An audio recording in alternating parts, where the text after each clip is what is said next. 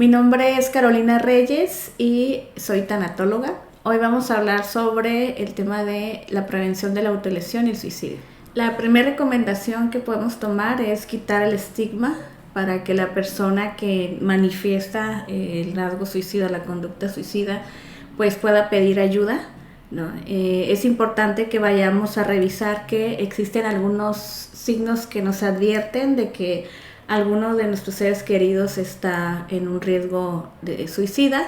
Una de ellas puede ser pues que ya hubo intentos previos. Es importante que no minimicemos la expresión o el deseo de morir, ¿no? O de quitarse la vida, puesto que la intención no necesariamente es la de morir, sino la de dejar de sufrir o evitar continuar con una situación que esté provocando estrés o tensión en nuestro ser querido. Otro signo de advertencia puede ser que haya notas póstumas, algunas cartas. Es importante también que no creamos que esto es solamente, no solamente, sino creer que es sola para llamar la atención, porque no es así. Hablar constantemente sobre el suicidio o que la persona esté pasando por alguna depresión, algún duelo o alguna pérdida significativa que le pueda que se le pueda estar dificultando transitar, ¿no? O que no esté bien acompañada, pues pudiera también ser un signo de advertencia. Otro es que haya preparativos para poder tener esta conducta suicida, entre ellos que se pueda buscar en internet, ¿no? Hacer algunas búsquedas sobre cómo quitarse la vida, cómo envenenarse o métodos de ahorcamiento. También tener pensamientos suicidas, tener antecedentes familiares que tengan que ver con el suicidio o el abuso de sustancias. Y de alguna manera también puede ser importante, si nuestro familiar está bajo un esquema medicamentoso, supervisar que la toma del medicamento esté en la dosis y en los horarios adecuados, una buena alimentación, una buena hidratación, el descanso, ¿no? Y que las necesidades básicas puedan estar cubiertas, puesto que esto puede facilitar obviamente pues un recurso para la vida. Y sí ha pasado que han verbalizado el deseo de quitarse la vida y bueno, no ha pasado que por ejemplo lo hayan logrado, ¿no? Sin embargo está el acto suicida, ¿no? que es importante.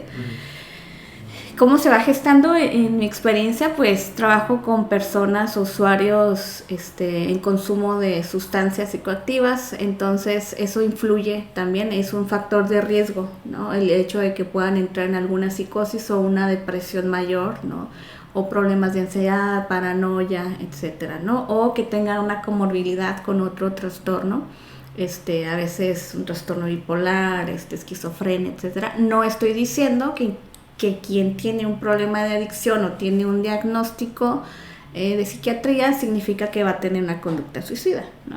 Pero sí he tenido la experiencia con pacientes que lo han manifestado atravesando una depresión, sentimientos de desesperanza, aislamiento, que también aparecen en el consumo de sustancias y que empieza a haber preparativos, ¿no? También tiene mucho que ver con el acceso a armas. Hay pacientes que tienden a coleccionar armas, ¿no? Y entonces en medio de una psicosis pues pueden intentar o dispararse o disparar a alguien, ¿no? El ahorcamiento también en hombres es algo más común que en mujeres. Hemos tenido la experiencia también con pacientes. Te digo, no han logrado quitarse la vida, sin embargo es una experiencia difícil para la familia y también para la persona que está sufriendo, ¿no? Que tiene dolor emocional. Y bueno, el tratamiento pues va obviamente desde la desintoxicación de la sustancia, una revisión médica, psiquiátrica, psicológica, indicaciones medicamentosas, ¿no? La psicoterapia, la integración familiar, la comunicación, la psicoeducación. Y eso puede ayudar muchísimo a que la persona pueda entender el cómo está afrontando las situaciones que le generan ese sufrimiento psíquico. Para poder prevenir la autolesión o el suicidio se recomienda pues el evitar el uso de armas, el coleccionarlas, también supervisar la medicación de la persona, el acompañamiento, poder hablar de manera abierta acerca de cualquier tema, o sea, tanto de la adicción como de la depresión o del pensamiento suicida. Hay algunos mitos en torno a ello, ¿no? Como por ejemplo, si tú vas a hablar del suicidio, le vas a meter la idea, ¿no? O vas a sembrar la duda o el deseo, y pues no es así. Podernos acercar a hablar sobre lo que estamos mirando, la preocupación que tenemos. Si vemos que nuestro familiar está aislado, desesperanzado, que no se está alimentando, que hay un descuido general, ¿no? Que no se comunica, que pasa mucho tiempo acostado, podemos acercarnos y externar nuestra preocupación, podemos preguntar cómo se siente, qué necesita, y si nos hace saber que tiene una ideación suicida, pues también preguntar de dónde viene eso, desde cuándo e incluso cómo lo haría, porque eso nos permite tener información para poder prevenir en el entorno, ¿no? Es una señal de alarma para poder ayudar y poderle ofrecer, ¿no? Algún tratamiento, decirle, bueno, te propongo que vayamos con un psicólogo, a alguna clínica, ¿sí? ¿Cómo te puedo ayudar? Y para supervisar, ¿no? Entonces, obviamente evitar el uso de sustancias, porque eso puede ser un facilitador para la autolesión. Y la comunicación, y no, pues sí, o sea, no poner como este estigma, ¿no? Y no alarmarnos también. Yo sé que no es un tema sencillo, no es un tema fácil, pero es una realidad, ¿no?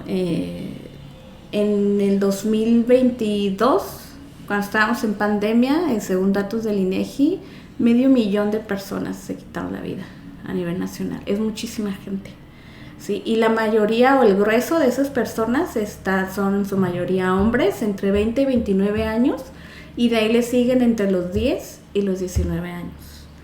Entonces, es importante también que no olvidemos que estamos todavía con las secuelas de la pandemia, ¿no? Entonces va a aparecer ansiedad, estrés, depresión, mucha preocupación, aparte de todo este estímulo de las redes sociales y esta exigencia del deber ser, ¿no? Es importante supervisar las redes sociales también, los retos que aparecen ahí. Es importante supervisar, por ejemplo, las relaciones de nuestros hijos, ¿no? Los más chiquitos, más jóvenes, cómo utilizan los dispositivos, cómo utilizan las redes sociales, con quién se están comunicando, para poder hacer un trabajo de prevención e intercambiar también información con otros familiares, porque a veces estos temas no los abrimos hacia afuera, tanto de adicciones como de cualquier otra situación que pasa. Las familias a veces son un sistema cerrado y no piden ayuda, ¿no? Entonces yo creo que también es importante dejarnos acompañar, y si hay alguna pérdida o hubo alguna muerte o alguna mudanza que pueda alterar el sistema o el orden o la organización familiar, pues obviamente también poner atención a los más jóvenes, ¿no? O a quien esté pasando por alguna situación compleja como sustancias o algún trastorno, para ver cómo está afrontando la situación y poderle ayudar. Natural, yo diría más bien que con qué frecuencia o qué tan comunes, ¿no? Es muy común en las personas que están pasando por alguna pérdida, una depresión mayor, o por algún abuso de sustancias, o por una situación de mucho estrés y mucho sufrimiento, la pérdida de un trabajo, un divorcio, una separación muy dolorosa, una deportación, por situaciones complejas, ¿no? Digo, la misma pandemia nos puso frente a la muerte delante de nosotros, ¿no? Y fue muy angustioso, ¿no? Muy angustiante esa situación. Sí es común, bueno, al menos en mi experiencia, el que puedan verbalizar o que haya cierta ideación, ¿sí? No significa que porque hay una ideación van a pasar al acto, pero cuando alguien pasa al acto es muy importante que o sea, tampoco con la ideación, pero si pasan al acto, ¿no? Es muy importante que podamos hacer una intervención y que valoremos qué es lo que podemos hacer para poder prevenir la autolesión, ¿no? En los usuarios de sustancias es común, por lo menos en mi experiencia, eso. Sí, es altamente recomendable, tanto un psicólogo, un tanatólogo, una institución de salud mental, la ayuda también de un médico psiquiatra, por ejemplo, puede acompañar bien la experiencia. es altamente recomendable, sobre todo para poder comprender qué es realmente lo que está motivando este pensamiento, ¿no? Qué es lo que hay detrás de este deseo, porque lo vuelvo a repetir, una persona no es que quiera morir, sino lo que quiere hacer es parar el sufrimiento, para parar eso que está siendo insoportable, eso que no es tolerable, lo quiere detener. Y a veces frente a creer que no hay otros recursos delante de nosotros, pues el suicidio o la autolesión se vuelve uno, ¿no? Sin embargo, es importante que podamos pedir ayuda. Hay instituciones gratuitas, hay chats de confianza, hay líneas de la vida, hay instituciones que pueden dar asesoría telefónica o soporte emocional telefónico. Y pues esas son también una de las opciones cuando no tenemos a dónde ir. Referente a las líneas de apoyo, por lo menos aquí en México, no solamente en Baja California, en Tijuana está el 975 o el 911, a donde podemos llamar en caso de que tengamos alguna crisis. También está la línea de la vida, que es el 800-911-2000 a nivel nacional, es gratuito y es para poder encontrar un soporte, un apoyo. Y está también otra línea de la vida, que es de la Asociación Mexicana de Suicidología, que es el 800-984-32, y un chat de confianza del Consejo Ciudadano que está 24 horas, los 365 días del año, para poder atender cualquier situación de crisis. Y el número pues es el 55 55 33 55 33. Así que yo diría que son como los grupos vulnerables, ¿no? Las redes sociales, si bien son una herramienta donde podemos encontrar mucha información y nos podemos psicoeducar y podemos expandir nuestro conocimiento, también pueden ser un arma, ¿no? Cuando estamos en un estado desbalanceado, ¿no? En cuanto a nuestra salud mental y emocional. Hay una exigencia, ¿no? Sobre lo que deberías de ser o de tener. He encontrado en jóvenes, sobre todo, menos de 30 años, la exigencia de tener que tener ya una casa, un carro, dinero, una novia, un cuerpo, viajes, etcétera, ¿no? O sea, de tener resueltas sus finanzas, por ejemplo, ¿no? Cuando hay una realidad social también, ¿no? O sea, no es tan sencillo llegar a tener todas estos deseos satisfechos, ¿no? Y yo creo que es importante porque de alguna forma, al no lograr eso, pues viene un sentimiento de insatisfacción. O sea, en las redes sociales podemos también darnos cuenta de que todo tiene que ser rápido, tiene que ser al momento, tiene que ser corto, ¿no? Una recompensa rápida. Y cuando no está, entonces nos deprimimos, nos sentimos mal, tristes, insuficientes, ¿no? O nos sentimos anormales, o nos sentimos ajenos a ciertos grupos a cierto contexto, ¿no? A cierto grupo de personas, o que no podemos pertenecer, ¿no? Y los grupos vulnerables pueden ser eso, o sea, niños, jóvenes que están sin supervisión en las redes sociales, ¿no?